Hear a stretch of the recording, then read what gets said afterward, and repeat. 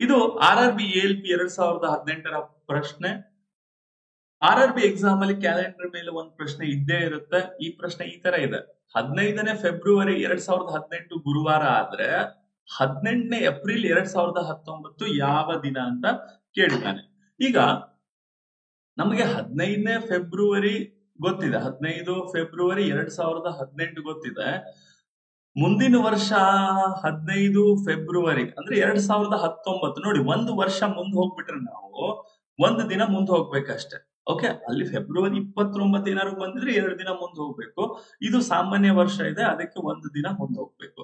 ಇದು ಗುರುವಾರ ಆಗಿದ್ರೆ ಇದು ಶುಕ್ರವಾರ ಆಗಿರುತ್ತೆ, ಒಂದು ದಿನ ಮುಂದೆ.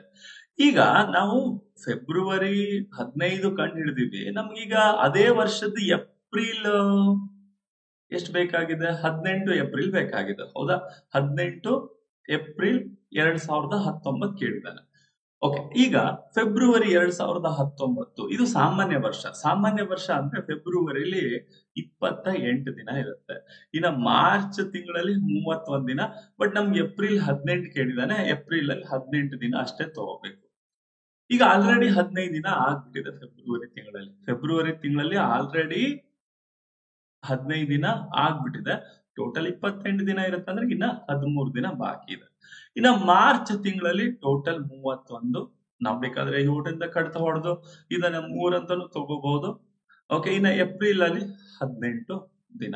ಸೊ ಟೋಟಲ್ ನಾವು ತಗೊಳೋದಾದ್ರೆ ಇದು 30, 18, 48, 49, 59, 62 ಆಗುತ್ತೆ.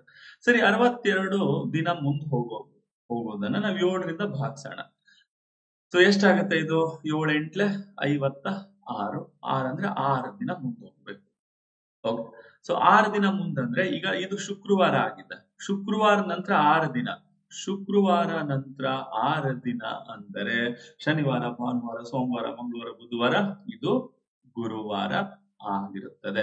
ಸರಿಯಾದ ಉತ್ತರ ಗುರುವಾರ. ಇನ್ನು ಹೆಚ್ಚಿನ ಪ್ರಶ್ನೆಗಾಗಿ ನೀವು IG ಅಕಾಡೆಮಿ ಆಪ್ ನ ಡೌನ್ಲೋಡ್ ಮಾಡ್ಕೋಬಹುದು.